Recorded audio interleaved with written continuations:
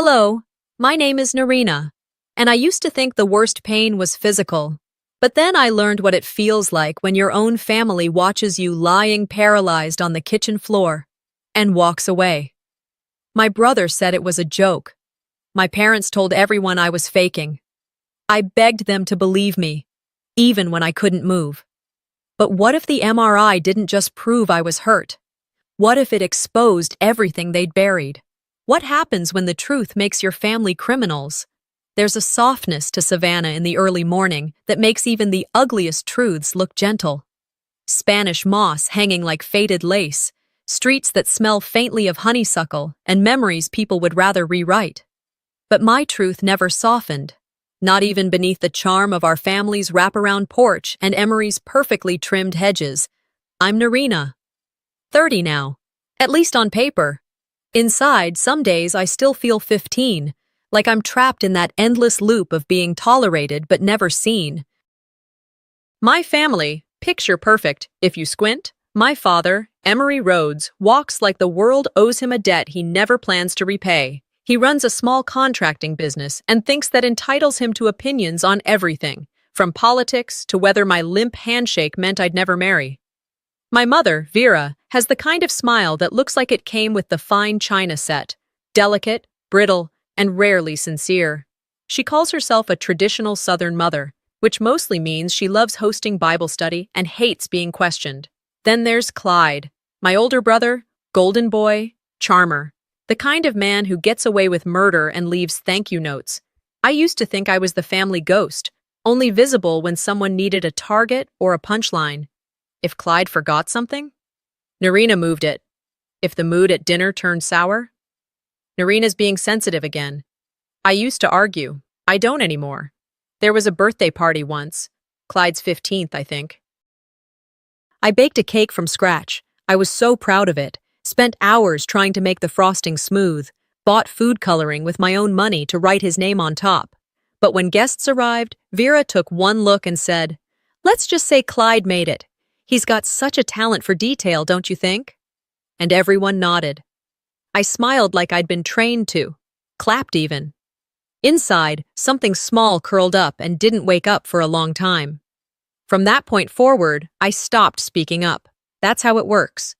You tell the truth too many times and nobody listens. You learn to edit yourself down to what people want to hear. She's just dramatic. She overreacts. She always wants attention. I began to believe it. Maybe I was broken. Maybe I was too much. Now, years later, I'd come back home, temporarily, I'd told myself, to save money while applying to finish my physical therapy degree. Rent in town was brutal. The room I once used to escape homework and my mother's silent disappointment had become my base camp again. I unpacked boxes next to childhood trophies I'd never won. Clyde's birthday landed on a humid Saturday in mid-August. He'd just turned 29 and was home for the weekend, driving up in his glossy new car and announcing his arrival like he was still the prince of the place.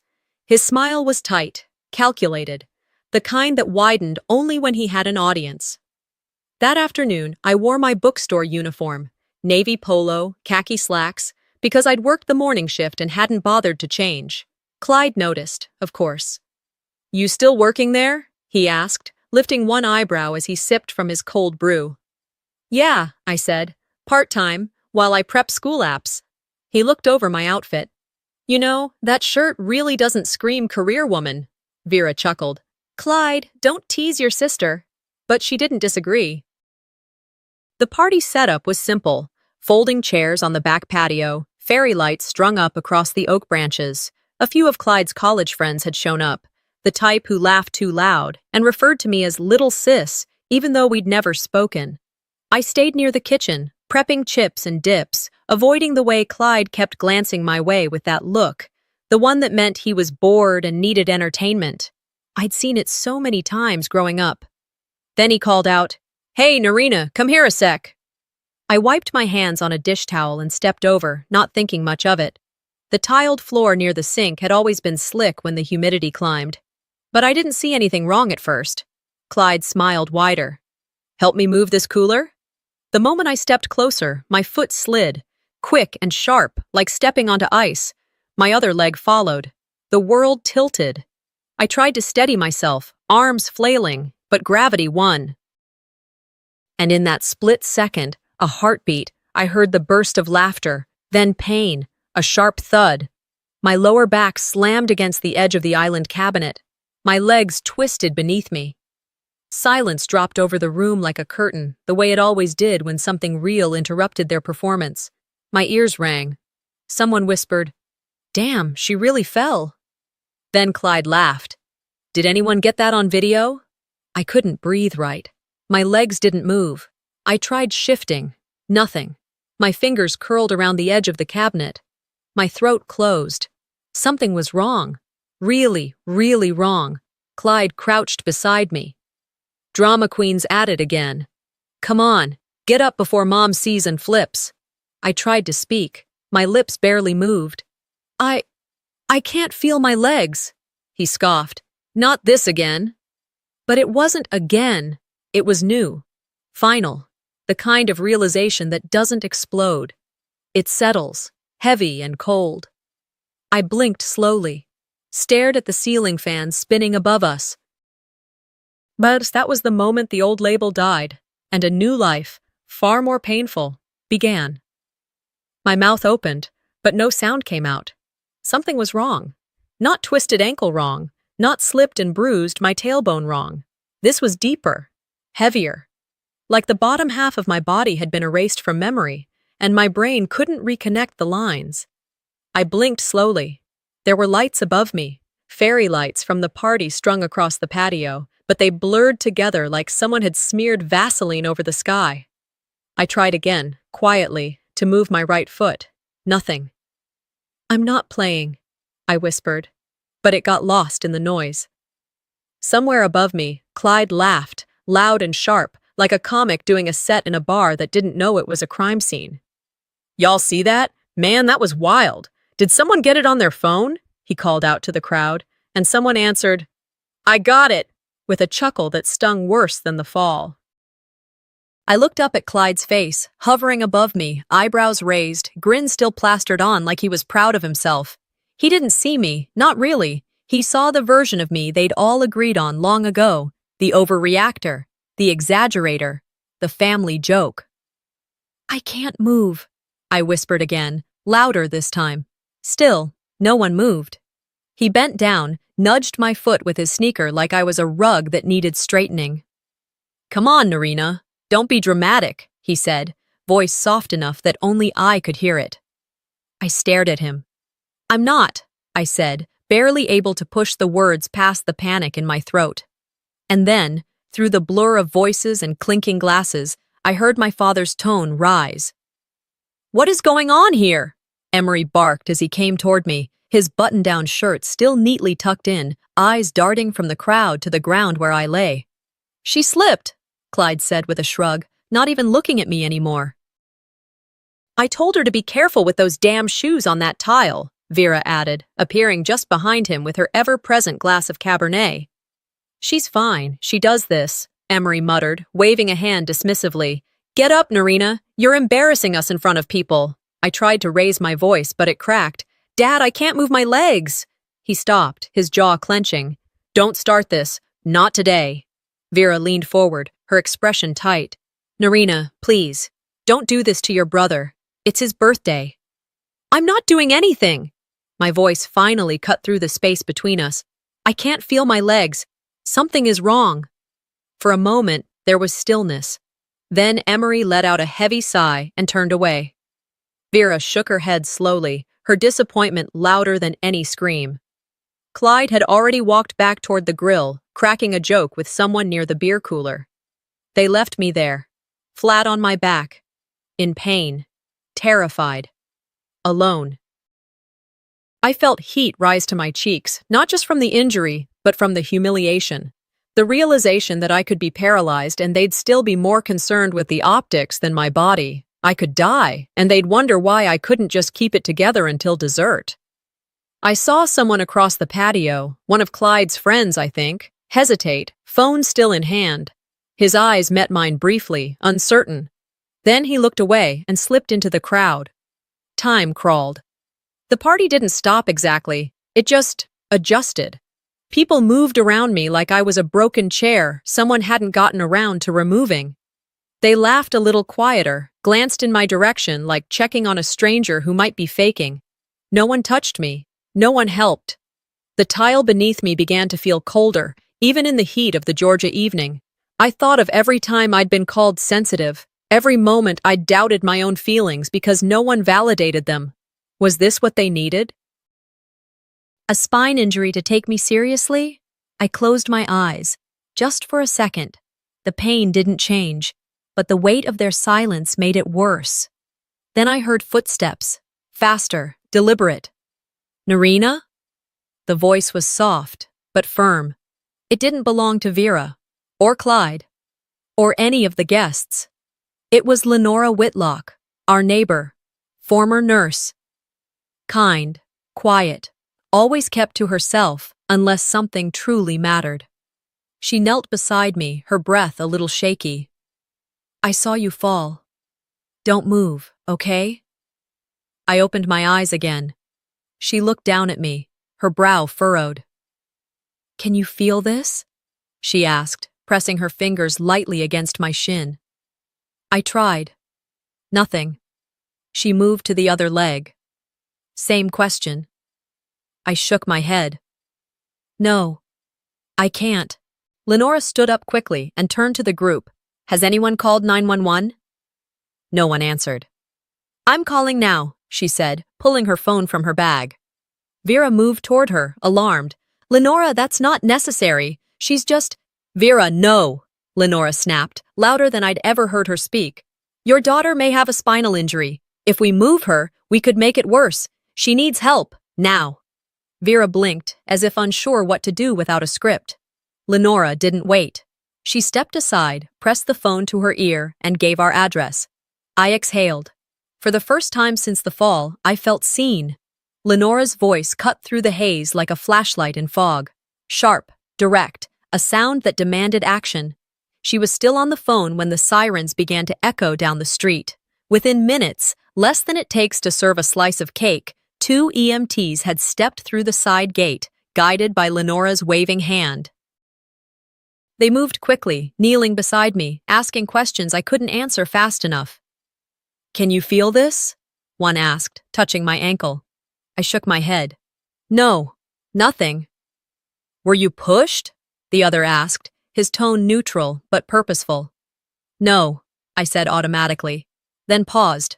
Was I? Clyde had called me over. I'd slipped, but the look on his face, right before it happened, that grin. I blinked. I don't know. The floor was wet.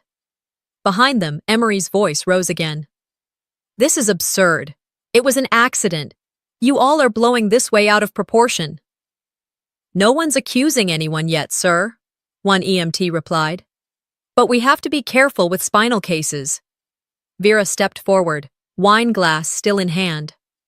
She's always been theatrical. She used to fake stomach aches to get out of gym class. Lenora turned. She's paralyzed. That shut them both up, briefly. As they secured me onto the backboard, the stiffness of the straps across my chest was oddly comforting. For the first time in what felt like hours, someone was treating me like I mattered. I couldn't move, but at least I wasn't invisible. Inside the ambulance, I stared at the ceiling again. The same position, different context, bright white lights, no fairy string bulbs, just reality. The paramedic beside me asked gently, Any allergies? Medications? Prior injuries? No allergies, I murmured. I've had back pain before, a few falls, but no one ever took them seriously. She scribbled something down. You'll be at Memorial in under 10. They'll do a scan. We'll figure it out. Figure it out. I wondered how many years it would take to unravel everything. The hospital lobby was cold. I remember the smell of antiseptic, the beep of monitors, the shuffle of rubber soles. They wheeled me straight into triage, then imaging. I signed paperwork with a trembling hand while a nurse guided my fingers. Clyde and my parents didn't come with me. I don't know if they followed the ambulance or just went back to cake and conversation. Lying alone in the radiology room, I stared up at another ceiling. The technician told me to stay very still. I did. While the machine clicked and hummed around me, I thought about the journal I used to keep in high school. It had a soft fabric cover, lavender-colored, with little pressed flowers on the front. I used to write in it every night, every time Clyde tripped me or Mom accused me of making things up. Every ache, every bruise, every time I swallowed my own voice and replaced it with silence. When I moved out for college, I packed it in a box. A year later, when I came home for Thanksgiving, it was gone. "Mom," I asked, standing in the garage beside the shelves where I'd left it, "do you know where my lavender journal went?" She didn't look up from the grocery bags she was unloading. "That old thing, I tossed it. It was full of nonsense." She didn't say it cruelly. She said it like it was obvious, like of course she had the right to erase my words. Now, years later, in a hospital gown under bright lights, I realized that journal might have been the only place I had ever told the truth. The MRI ended. They wheeled me back out. Time passed, blurry and uneven. Eventually, a doctor came in. He introduced himself, shook my hand, and sat beside me. "Narina," he said gently, "I want to be honest with you." I braced myself. "You have a compression fracture at L2. That's likely what's causing the paralysis. But there's more." I frowned. "More?" He opened the scan images on a screen beside the bed. "These spots here, T7, T11, L4, they show signs of older injuries, not from today. Some look like they've been healing for months. Others, possibly years." I stared at the screen, at the white and gray lines that apparently held my entire life in them. "I don't understand," I whispered. "You're saying this isn't the first time?" He nodded. "It looks like you've had repeated spinal trauma over a period of time. Have you ever been evaluated for that before?" I shook my head. "No one ever believed me." He didn't respond with pity. He just nodded and said, "We'll run more tests, but we need to get an orthopedic consult and a neurologist involved." As he stood to leave, he paused. "You're not alone now, okay? We'll do what we can." That sentence lingered longer than any diagnosis. Later that night, as I lay in the hospital room, lights dimmed, machines clicking beside me, a nurse named Elise sat with me for a while. She was kind in a way that didn't feel forced. "Do you have someone you want to call?" she asked. I hesitated. Then, "My family doesn't think this is real." She raised her eyebrows. "And what do you think?" "I think it's been real for a long time. I just didn't know how to name it." She nodded. "Sometimes it takes a moment like this to make the fog lift."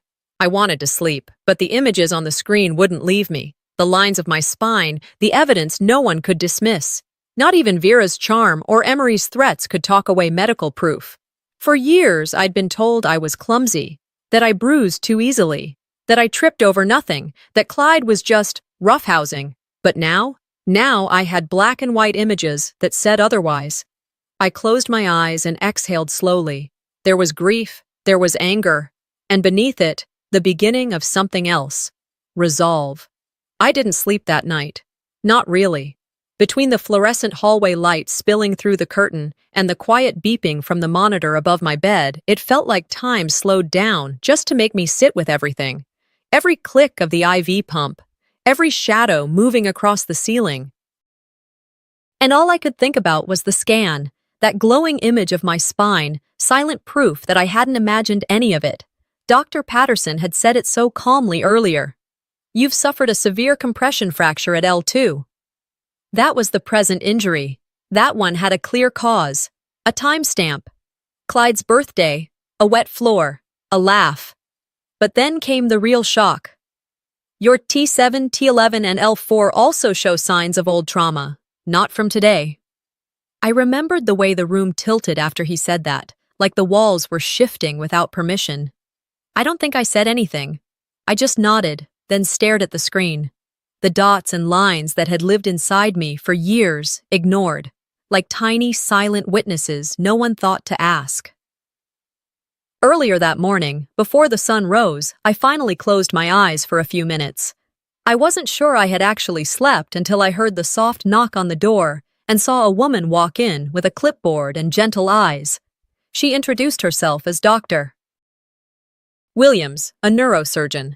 "I've reviewed your MRI with Dr. Patterson," she said as she pulled a chair close to my bed. "I want to walk you through everything so nothing's left unsaid." Her tone was kind, direct. She wasn't there to guess or speculate. She was there to inform. She brought up the same scan again. I already knew what was on it, but something about seeing it twice in one day, hearing it from two different experts, made it all feel like it was settling into place, like this wasn't just medical, it was narrative. "These older compression fractures," she said, pointing at the screen, "likely happened at different points in time. We can't say exactly when, but based on the healing patterns, they range from several months ago to possibly a few years." I cleared my throat. What would have caused them? She looked at me carefully. "They can be caused by impact, falls, repetitive trauma." I nodded slowly. She didn't ask more. I think she knew she didn't have to. After she left, I asked the nurse for a pen and some paper. I didn't have my journal anymore. That one was long gone, but I needed to write something down. I needed to get the timeline clear. The trampoline incident, summer before high school. Clyde had tackled me mid-jump. I landed hard, flat on my back. Couldn't walk straight for a week. Vera said I was being dramatic, that I was looking for attention, because Clyde had gotten a trophy that same day. Then there was the stairwell fall. Sophomore year of college. I came home for fall break. Clyde tripped me on accident as we came back from dinner. I hit my spine against the railing. For weeks afterward, I could barely bend down without pain. I mentioned it once. Emery handed me ibuprofen and told me to toughen up. And then, the time I blacked out after hitting the back deck. Clyde had locked me out during a storm, as a joke. I slipped on the wet wood trying to climb in through the side porch. All of it came flooding back. The moments I'd tucked away as isolated events. Now they formed a pattern, and that pattern had a name: repeated trauma. Later that afternoon, Dr. Patterson returned with a social worker. "This is Allison," he said. "She's here to talk with you if you're ready." I wasn't sure what ready looked like, but I nodded. Allison sat beside me and folded her hands in her lap. "I'm here as a patient advocate, Narina. Whatever you choose to share is up to you, but I can help you navigate the next steps, medical, legal, emotional. You're not alone." I stared at her for a long moment. "My brother poured oil on the kitchen floor," I said slowly. "Then he called me over. He knew I'd walk that way." Allison didn't flinch. She just waited. "My parents," I exhaled. "They didn't believe I was really hurt. Even when I couldn't move, they said I was exaggerating." I felt the pressure build behind my eyes again. Not from sadness, from anger, from clarity. They didn't just ignore my pain. They helped cause it. The words came out harder than I expected, and once they were out, I couldn't take them back. Not that I wanted to. Allison nodded slowly. "That's something we can act on, if you choose." After she left, I stared at the paper in my handwritten timeline. Each incident marked with a season, a school year, a vague recollection of who else might have been there. I underlined one sentence. Nobody ever believed me the first time. Now I had proof, not just in my body, but on paper, digital scans, professional diagnoses.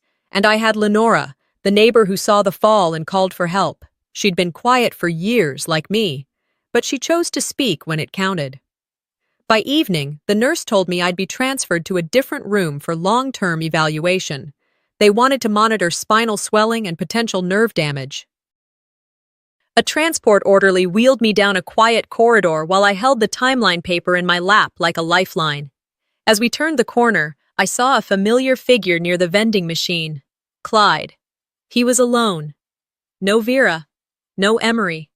Just him in his designer button-down, staring at the snack options like they owed him something. He turned and saw me. For a split second, his expression faltered. Then came the smirk. "You really went all in this time, huh?" he said, casually. "I mean, ambulance and everything." I didn't respond. I just looked at him. He stepped closer, lowered his voice. "You've always been a little unbalanced. Guess it finally caught up to you." That's when I realized something. He wasn't just cruel. He was terrified. Not because he thought I'd die, but because for the first time I had witnesses, documentation, power. I have the scan, I said quietly. His face changed, just a flicker, but it was there. He scoffed. Whatever. You think that's going to prove anything? I don't need to prove it to you, I said. I just have to prove it once. He didn't respond, just walked away. I didn't cry. I didn't shake. I just looked down at the paper again. One sentence stood out. You're not crazy. You're hurt. And finally, I believed it. The lights in my hospital room shifted from stark white to a muted gold as the day wore on, filtering through the blinds with the kind of soft glow that should have made everything feel peaceful. But peace wasn't what I felt. It was more like suspension, like being caught between the truth I finally had the courage to name and the wreckage I knew would follow. A nurse I hadn't seen before came in just after lunch with a tray of bland food and a small smile. She adjusted my IV, checked the monitor, and then said, "You have a visitor. She's just outside." I blinked. My mom? The nurse looked confused for a second. No. I believe she said her name was Lenora. Lenora. I felt my chest loosen for the first time all day. "Let her in," I said, sitting up as much as my back brace would allow. The door opened slowly, and there she was, Lenora Whitlock, our next-door neighbor who had watched my family's backyard barbecues from her porch and waved politely during holiday light installations. She'd always been pleasant, distant, but today she carried a thermos, a small book, and a look in her eyes that was anything but casual. "I brought tea," she said gently, placing the thermos on my side table. "Chamomile. Thought you could use something that didn't smell like disinfectant." "Thanks," I said quietly. She didn't sit right away. Instead, she closed the curtain halfway around the bed, more for psychological privacy than necessity.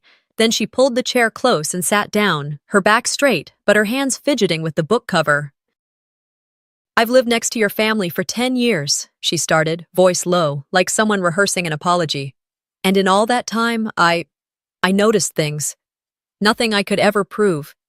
Just patterns, sounds. You yelling, then nothing. You limping, but laughing it off. I didn't say anything. I couldn't. Not yet. I saw you fall," she continued. "And I knew it wasn't the first time something had gone terribly wrong." She finally looked me in the eye. "I'm sorry I didn't speak sooner. I didn't know how. I thought maybe I was imagining it, or that it wasn't my place. But it is. It should have been." I swallowed hard. "You believe me?" "Yes," she said, "and I won't be silent again." I closed my eyes for a beat, letting the weight of her words settle inside me like something solid, something anchoring. When I opened them again, I said, "He used to lock me out, Clyde, for fun, usually when my parents weren't home. He'd laugh while I cried and banged on the door." Lenora's face didn't change, but her grip on the book tightened. "Once, he shoved me into the pantry and told me to cool off. Said I was being a drama queen. I was 9. I stayed there for 2 hours until Dad came home." She didn't interrupt. She didn't ask questions. She just listened, fully, attentively. And when I paused, she said softly, "You don't have to justify anything. I believe you. Now let's make it official." "What do you mean?" "I know someone who can help you file a report. We'll go through the hospital's legal support staff. You've got documentation now, medical proof, and you've got me as a witness. That's more than most survivors ever get." The word survivor felt strange on my skin, like trying on a coat that wasn't mine yet, but might be someday. "I'm scared," I admitted. "If I do this, they'll never forgive me. My parents, Clyde, they'll turn on me harder than ever." Lenora leaned in. "Honey, they already did. The only reason they haven't turned away entirely is because they still think you'll come crawling back. You speaking up, that just confirms their fear that you won't." She reached into her bag and pulled out a folder. Blank forms, pens, a checklist. She was serious. "Will you help me fill it out?" I asked. Of course. We spent the next hour going line by line. Lenora read the fine print while I answered every section slowly, measuring each word like it had weight. Because it did. When we got to the part about detailing past incidents, I felt my hands tremble. Take your time, she said. You don't have to recall every detail right now. We can add supplements later. But the memories came flooding in faster than I could organize them. The time I was pushed off the porch because I didn't laugh at his joke. The dinner table fights where I left the room crying and nobody followed. The doctor visits that never happened. I was halfway through writing about one specific summer, the trampoline accident, when a nurse knocked and peeked in. Sorry to interrupt. I just wanted to let you know. Your parents said they won't be coming today. They left word with the front desk. My pen stilled. Okay, I said evenly. She nodded and left. Lenora glanced at me. You all right? I forced a small smile. Honestly, that's fine. I'm not their daughter anymore. We finished the forms. She helped me sign and date everything, then handed the packet to the nurse's station for processing. As evening crept in and the hallway lights dimmed for night shift change, I looked out the window and whispered, more to myself than anyone else. They told me I'd regret crossing them, but I had nothing left to lose. The papers were signed. My hand had barely left the pen when the realization hit. There was no turning back. I'd crossed an invisible threshold.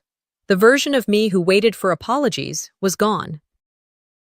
What remained was someone clearer, someone sharper, and if speaking the truth meant burning every bridge tied to the road's name, then let the flames begin. It didn't take long for word to reach them. The hospital room door flung open the next morning. I didn't need to look up to know the rhythm of those shoes, the tension in that breath. Emery entered first, stiff posture, shoulders braced like he was heading into court. Vera followed, quieter, but no less lethal. He didn't bother with a greeting. What the hell is this? He barked, flinging a packet of legal documents onto the tray table beside me. You really want to drag your family through the mud like this? Over what? A fall? I didn't answer. I didn't even flinch. Silence, I'd learned, was a weapon more effective than screaming, and it drove him mad. Vera moved closer, her voice measured, rehearsed. You're upset. We understand that. But this is not the way to handle it. She motioned toward the documents, now crumpled from Emery's grip. You filed an official police report. Do you understand what that does to us? To Clyde? I met her gaze. It tells the truth. Her expression cracked, just a hairline fracture, but enough to show that she hadn't expected me to hold my ground. Emery leaned forward, voice low and venomous. You want to act like a stranger to this family? Fine, but don't think you can do that and still call yourself a daughter of mine. Then I guess I never was, I replied, calm, measured, and true. The words sat in the air between us like a dropped plate that no one wanted to clean up. They left soon after, no hug, no tears, just the hollow slam of the door. Lenora returned later that afternoon, carrying a manila envelope and a coffee. She didn't say anything at first, just set the cup down and opened the folder on the side table. I had one of my contacts look over a few documents, she said, mostly financials, property records. I sat up slightly, wincing as the brace shifted against my back. This apartment, she said slowly, pulling out a copy of a deed. The one your parents said they gave you in your sophomore year? I nodded. They told me it was in my name, part of my college fund. She tapped the paper. It's not. It's in Clyde's. The room went quiet. I blinked. Are you sure? She slid the paper closer to me. Signed by Emery. Transferred directly to Clyde 2 weeks after the so-called gift was made. I stared at the lines of text, the notary seal, the printed names. They never intended it for me, I whispered. Lenora didn't respond. She didn't need to. I felt the betrayal settle into a familiar spot, right beneath my ribs, not as a wound anymore, but as something calcified, a piece of evidence I could carry. Even the places I thought were mine, I said, weren't. We sat in silence a while. Nurses came and went. The sky outside changed from pale gray to a deeper blue, the kind of shift that makes you realize how long you've been sitting still. Eventually, a paralegal named Marissa, young, sharp, hair pulled into a perfect bun, arrived with more papers. "Ready to finalize the filing?" she asked, offering a clipboard. I nodded. Yes. It took another 30 minutes to read through the affidavits, the witness statements, the medical notations. I initialed page after page, signing off on the truth like it was a contract with the life I hadn't been allowed to live. When I was done, I pushed the clipboard back to her. "Thank you," I said, voice steady. She smiled. "You're doing something brave." "No," I replied. "I'm doing something necessary." After she left, I looked at Lenora. "You still think I'm strong?" She tilted her head. "I think you're tired, and tired people do remarkable things when no one else steps in." That night, I lay awake thinking about the word plaintiff. It wasn't a word I'd ever imagined attached to me. It sounded formal, distant, but it fit. I wasn't just a daughter anymore. I was someone filing charges against the people who raised me. Later, around 9, a nurse knocked gently and entered with a tray of evening meds. Her name tag said Janice. "Looks like your parents aren't on the approved visitor list anymore," she said casually, while checking the IV line. "That's right," I said. She nodded like she understood more than she let on. "Well," she added, handing me a cup of water, "some people think blood makes you family. Truth is, sometimes it just makes you bleed longer." I smiled for the first time all day. As she left, I looked out the window. The city lights flickered in the distance like tiny warnings, or maybe promises. "I'm not here for revenge," I whispered to no one. "I'm here for truth. And if it burns everything down, so be it." The next morning, I woke up to the sound of a nurse adjusting my IV drip and the steady beep of the monitor beside my bed. The room smelled like antiseptic and burnt coffee from the hallway. I hadn't slept more than an hour at a time. My mind kept circling around the signatures on the affidavit, the look on Emery's face when I said, "I guess I never was your daughter," and the echo of my own words. If it burns everything down, so be it. It had already begun to burn. By mid-morning, I got word from the hospital's legal liaison that Clyde had been formally contacted by investigators. They'd asked for an in-person interview. According to the file, he showed up looking calm, groomed, even smiled at the receptionist like he was checking into a hotel. When they questioned him, he leaned back in the chair and gave them exactly what you'd expect from someone who thought charm was currency. "It was a joke," he told them. "I didn't mean for her to fall. We play like that all the time. You can ask anyone." His tone was smooth, like syrup over broken glass. "It was a party," she slipped. They asked about the floor. "Was there oil?" "Yeah," he admitted. "I spilled some earlier. I cleaned it. Maybe not all of it." "But come on, that's not a crime." It sounded reasonable. Practiced. He'd rehearsed it in front of the mirror, maybe even said it out loud to Vera the night before. But it fell apart within the hour. Lenora, true to her word, had submitted footage from her door camera. Positioned diagonally across the yard, it had a perfect line of sight into the kitchen through the French doors. The officers pulled the file, fast-forwarded, paused, rewound. And there he was, Clyde, walking into frame with a half-empty bottle of cooking oil in his hand. He looked around, glanced at the door, then tipped the bottle at a precise spot on the tile, a small circle. Then he called out, "Narina, can you give me a hand in here?" They zoomed in on his face, smiling. They had it all: the timing, the invitation, the intent. It wasn't a prank, it was a setup. When the officers showed him the footage, the cracks began to show, the tight jaw, the widening eyes.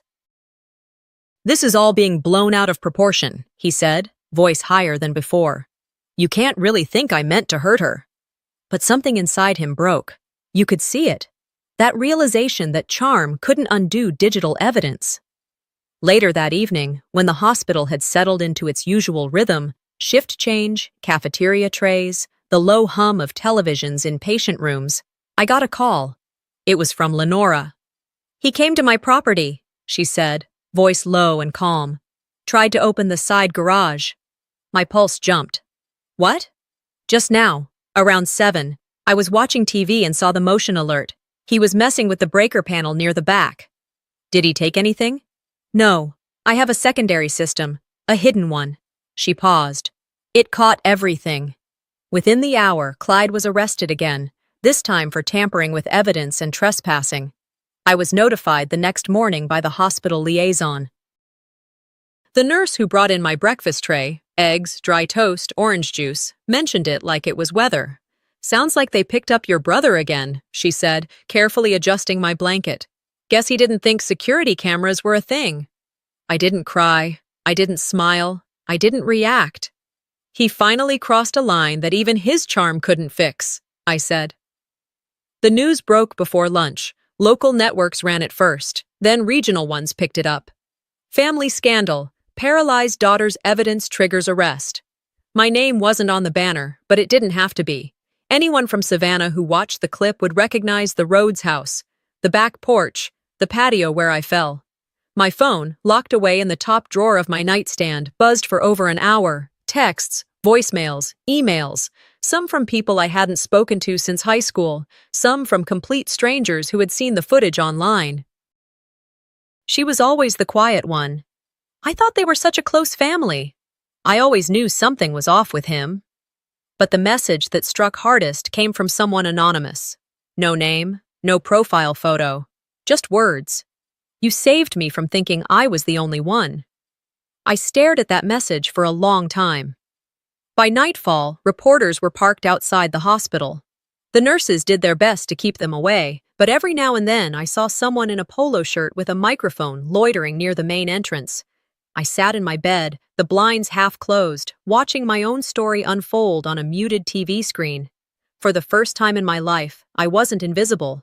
I was undeniable. It was still dark when I woke that morning. The city hadn't begun to stir yet, but I had. My body no longer jerked from pain in my sleep, but I still carried the weight of anticipation, of what it meant to sit across from people who had made a career out of pretending. Lenora picked me up from the hospital rehabilitation unit promptly at 7. The court appearance was set for 9, but I needed the full 2 hours, between traffic, prep, and steadying my nerves. I dressed in silence that morning. Black blazer, slate gray slacks, nothing flashy, just clean lines and firm resolve. Lenora had pressed everything herself the night before and left a note. This isn't about winning, it's about being heard.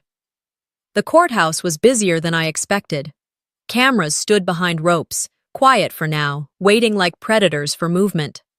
Inside, it smelled like old wood and new tension.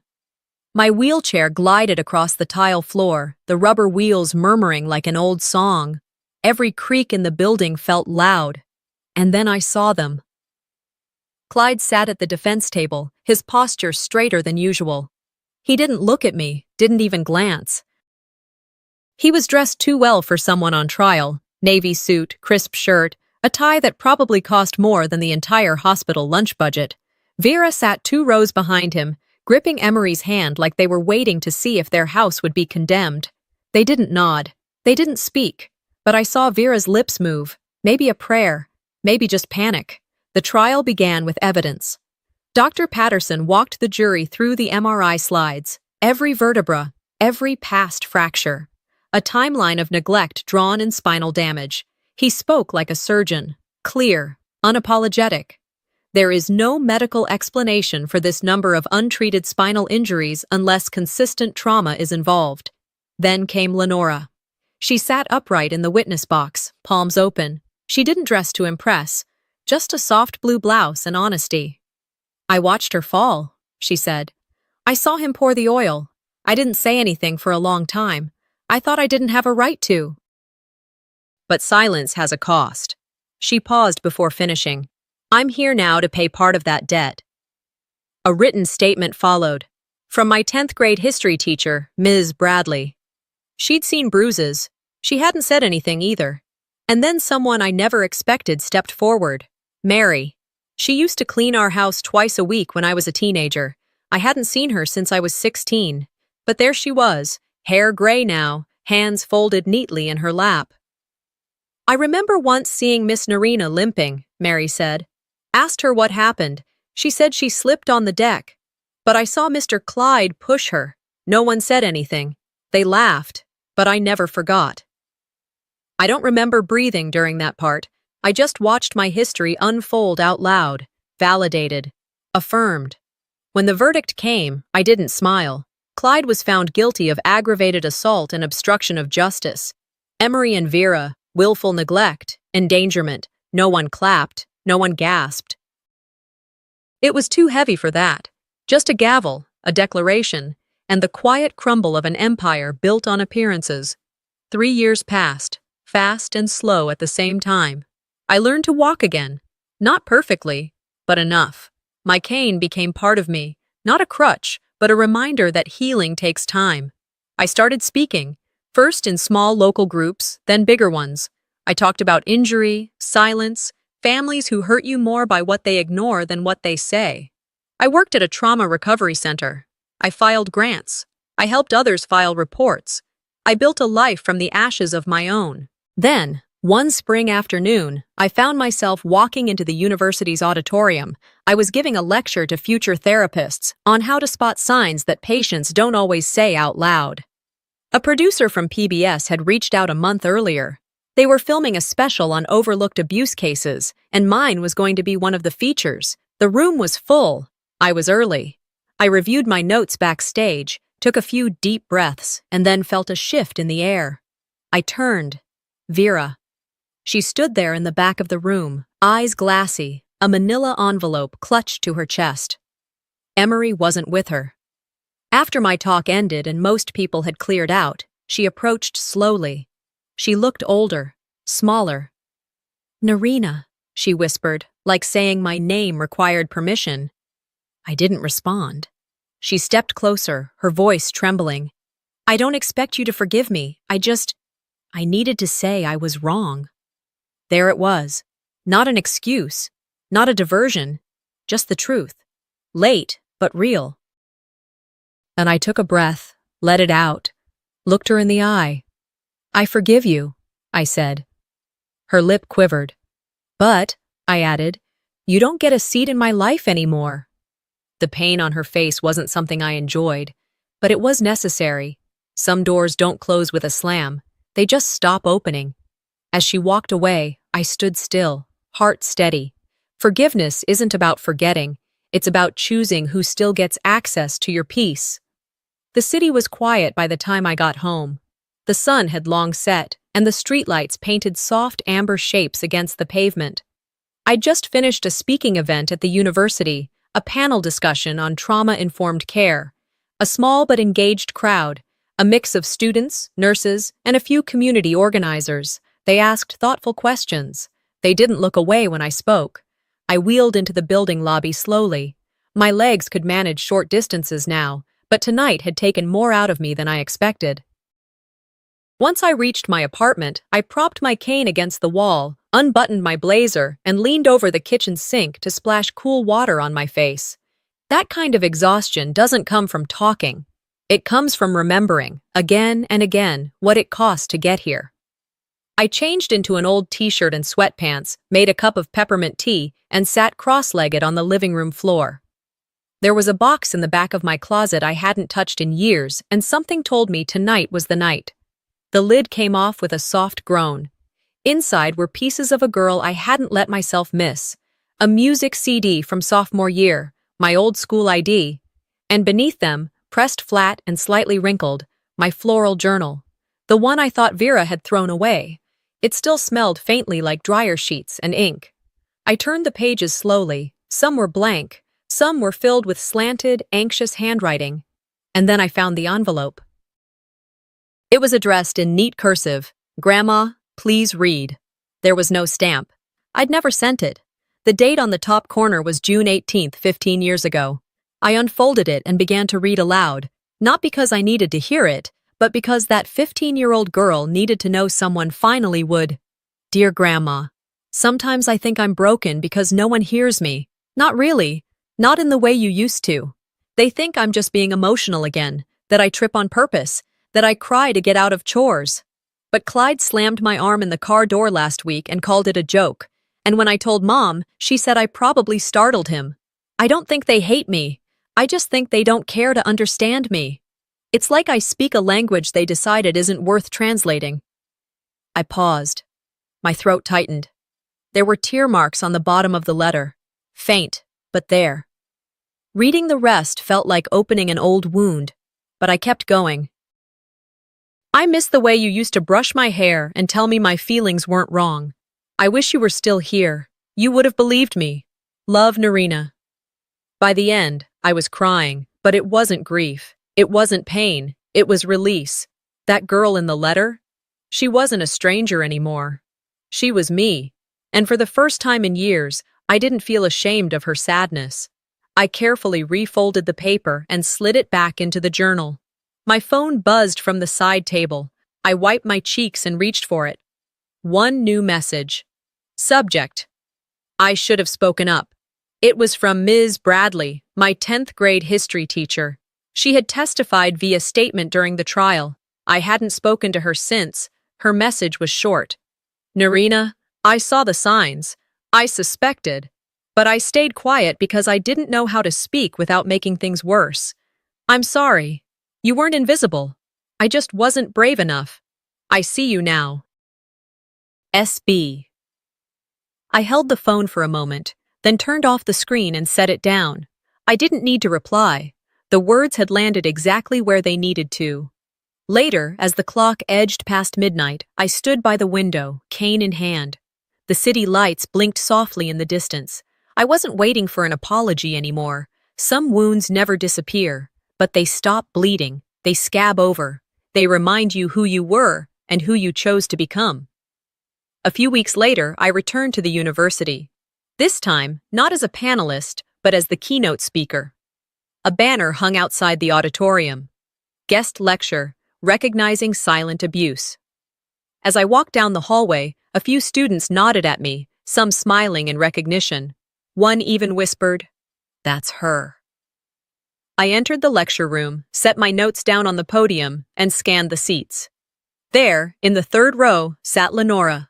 Her hair pulled back, wearing a modest navy blouse. She didn't wave. She didn't need to. Her smile was steady, warm, proud. I cleared my throat and looked out at the crowd. I used to beg to be heard, I began. Now I use my voice so no one else has to. Some wounds may never fully disappear, but the truth has a way of cutting through silence when nothing else can. Narina's story reminds us that being believed can be the beginning of healing, and that sometimes justice starts not with anger, but with courage. Have you ever been told your pain wasn't real? That you were too sensitive? Share your thoughts in the comments. We want to hear your voice. And if stories like this resonate with you, don't forget to subscribe for more powerful real-life stories that deserve to be heard.